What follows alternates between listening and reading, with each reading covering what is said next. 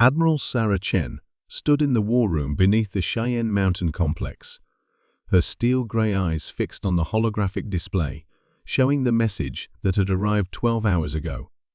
Around the circular table, the leaders of Earth's unified government sat in tense silence, their faces illuminated by the cold blue light of the alien transmission. "Play it again," Chen commanded. The hologram flickered to life, revealing the imposing figure of High Counselor Vex Thallon of the Galactic Council. His reptilian features were marked by centuries of authority, his 6 arms spread wide in a gesture that conveyed absolute dominance across 1,000 worlds. Primitive species of the third planet, the alien's voice resonated with mechanical translation. "You have been observed violating the cosmic accords by developing faster-than-light communication without Council authorization. Your recent quantum entanglement experiments threaten the stability of regulated space-time corridors. Cease all advanced research immediately and submit to Council oversight or face punitive action. You have 72 of your rotations to comply." President Maria Santos leaned forward, her weathered hands clasped tightly. "Admiral, what's our assessment of their military capabilities?" Chen activated another display, showing intercepted data from deep space monitoring stations. "Based on energy signatures and technological analysis, we estimate the Council commands a fleet of over 10,000 vessels, each capable of planetary sterilization. Their technology is approximately 3 centuries ahead of ours in conventional terms." Defense Secretary James Wright shook his head grimly. "We have 47 active warships and 300 atmospheric fighters. It's not even a contest." "Conventionally speaking," Chen agreed, her tone carrying an edge that made everyone look at her more closely. "However, the Council has made a critical error in their threat assessment." Dr. Lisa Park, Earth's chief xenobiologist, raised an eyebrow. "What kind of error?" Chen walked to a secured terminal and entered her authorization codes. "They assume we'll fight them the way other species have fought them. Direct confrontation, ship-to-ship combat, traditional warfare." She paused as classified files appeared on the main display. "They don't understand what humans do when we're truly threatened." The files showed project designations that made several Council members shift uncomfortably. Project Damocles, Operation Pandora's Box, the Titan Protocols. 72 hours, Chen continued, is more than enough time to implement measures the Council has never encountered before. You see, they've studied our technology, our military capabilities, even our political structures. But they haven't studied our history. General Patricia Morrison, head of Strategic Command, understood immediately. "They don't know what we're capable of when survival is at stake." Chen nodded. "Every species the Council has subjugated fought them in space, ship against ship, following established patterns of interstellar warfare. They've never encountered a species that would rather destroy everything than submit to tyranny." President Santos felt a chill as she grasped the implications. "What are you proposing, Admiral?" 6 months ago, our deep space telescopes identified the Council's home system, Kepler 438, approximately 470 light-years from Earth. Dr. Patel's team at CERN has been working on a theoretical project involving quantum tunnel boring through space-time itself. Dr. Rajesh Patel, attending via secure link from Geneva, appeared on a secondary screen. "The calculations are sound, Admiral. We can create a stable quantum tunnel to any point in the galaxy, regardless of distance. The energy requirements are enormous, but achievable using our entire global fusion network." Wright looked confused. "A tunnel for what?" Chen's expression grew hard as granite.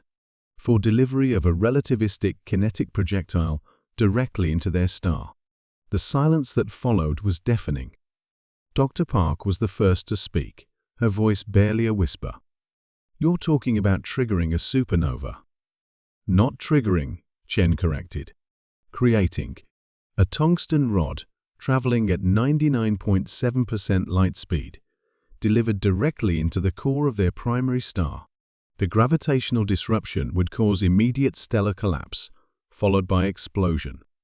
Their entire system would be sterilized within minutes. President Santos stood up slowly. "Admiral, that's genocide on a scale we can barely comprehend. Billions of lives across multiple worlds. And how many billions live in the systems they've already conquered?" Chen countered. "How many species have they wiped out or enslaved?" The Council isn't just threatening Earth, they're maintaining a galactic empire built on subjugation and fear. Defense Secretary Wright ran calculations on his tablet. Even if we could do this, what about their fleets? They'd still have thousands of ships scattered across the galaxy.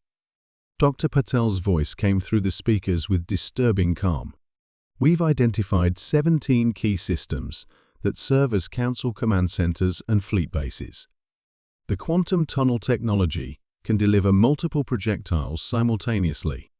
In theory, we could collapse 17 stars within the same hour." The room erupted in shocked murmurs. General Morrison leaned back in her chair, her face pale. "You're talking about collapsing star systems like dominoes." "I'm talking about sending a message," Chen replied firmly. "The same message humanity has always sent to tyrants. We will not kneel. We will not submit. And we will take you with us if necessary."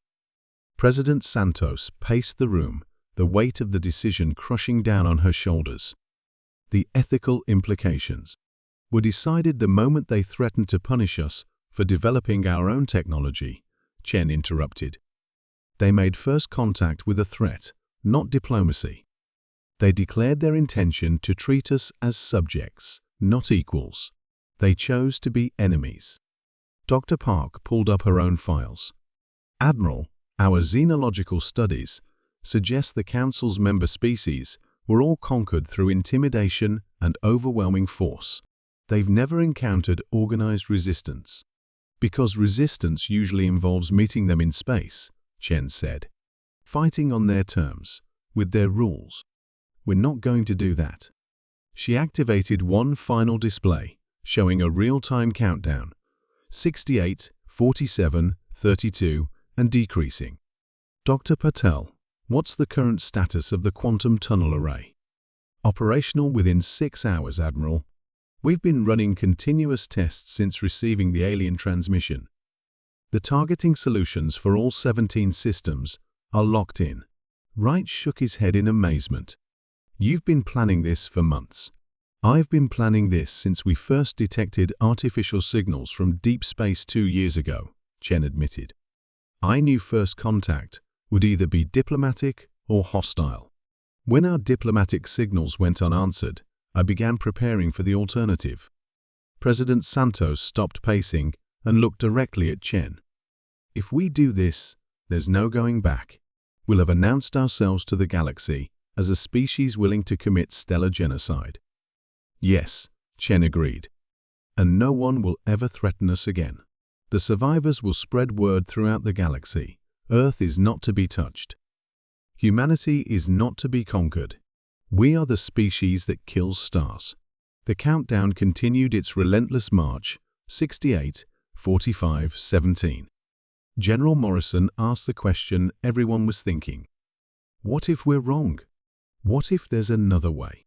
Chen pulled up the final classified file transcripts of intercepted Council communications, discussing the sterilization protocols for non-compliant species. "They're not planning to conquer us, General. They're planning to exterminate us. The choice isn't between war and peace. It's between dying on our knees or taking our enemies with us as we fall." President Santos looked around the room at the faces of Earth's leadership, seeing the same grim determination in each expression. Finally, she turned back to Chen.